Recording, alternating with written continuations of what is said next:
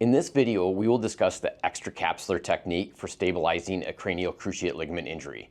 For much of my career, this was the most widely used technique by general practitioners and consequently in the vast majority of dogs.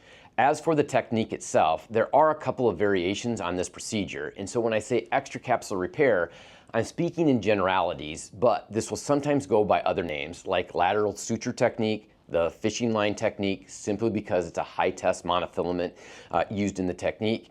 And there are techniques that use crimps instead of knots, and while done under the guidance of a scope, the tightrope technique uses these similar principles of being extracapsular in lateral suture.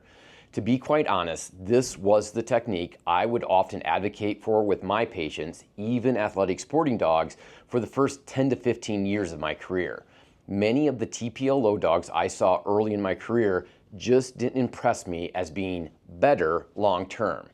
I also was at Iowa State during a time when one of the surgeons was turning out a fair amount of research in support of the extracapsular procedure, even when compared to the TPLO. In my experience, it was just not worth the risk of cutting a bone in half, which happens in the TPLO, for an outcome that wasn't any better. When looking at the risk-benefit analysis, I just couldn't see why people would recommend the TPLO. That opinion has obviously changed, and in the next video, we will discuss the TPLO in greater detail along with my evolving opinions. Today, the vast majority of my patients will have a TPLO performed. That being said, there is still a place for the extracapsular technique. The most common area that is still used is in smaller dogs. Initially, when I started leaning towards the TPLO, we were doing so in dogs over 50 pounds and still doing the extra cap repair in all dogs under 50 pounds. As I became more impressed with the results I was seeing with the TPLOs, my weight range shifted down to even recommending that procedure in spaniels in that 35-pound ballpark. I often wondered, had she ever blown a cruciate, as to what procedure I would do for Lily, as she was only 25 pounds. There are surgeons doing the procedure on even smaller dogs. I'm just not convinced it's necessary the smaller a dog gets, and we still see great outcomes with the extra cap. That being said, all of our hunting dogs are going to fall in that range where a TPLO would be on the table, but the smaller frame dogs would have the extracapsular repair technique as an option. The other place we still regularly utilize the extra cap technique with some regularity is in older dogs that are beyond their athletic stage.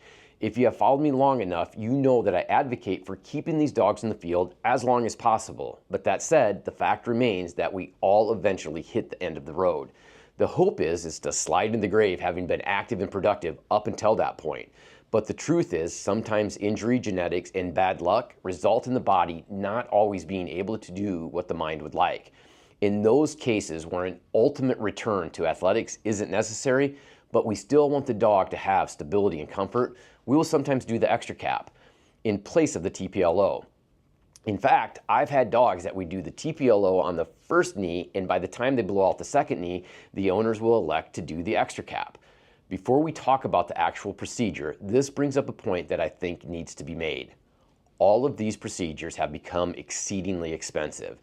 Even by non-board certified surgeons, it is becoming increasingly rare to see a TPLO performed for under $5,000, which blows my mind as well.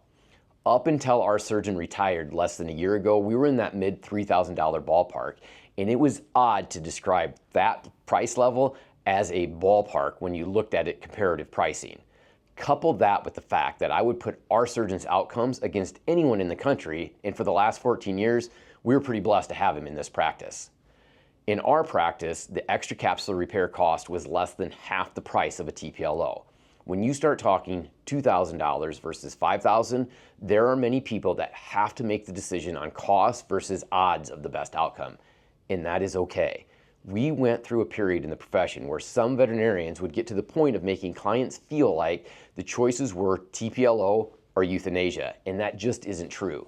With most anything in life, there are choices, and some of those choices come with better potential outcomes than others. But do know that there are choices. And while I'd strongly recommend the TPLO for any dog we are hoping to return to athletic function, I also have seen a lot of dogs over the course of my early career that did just fine getting back out in the field with an extra cap repair. As we discussed in the intro video, the repair techniques are all addressed outside the joint, hence the term extracapsular. In this technique, the surgeon will explore the joint, clean up any parts that may be problematic, inspect the meniscus, and potentially do a partial meniscectomy or release, and then they close the joint back up. Stabilization is accomplished by drilling a hole through the shin bone, and then stabilizing suture, the monofilament, is passed through the hole and then looped behind the femur, anchoring to the tissue around a floating bone called the fibula. This is then either tied a knot or crimped to provide the actual stabilization action. Essentially, this suture is mimicking what the cruciate does on the inside, but through an outside the joint fix. A couple of things to note. While the suture is stabilizing the joint, it is the body forming scar tissue that will eventually lead to the long-term stabilization. When we think about healing of different tissues, you are probably looking at 12 to 16 weeks for scar tissue and the tendinous tissues to heal and stabilize.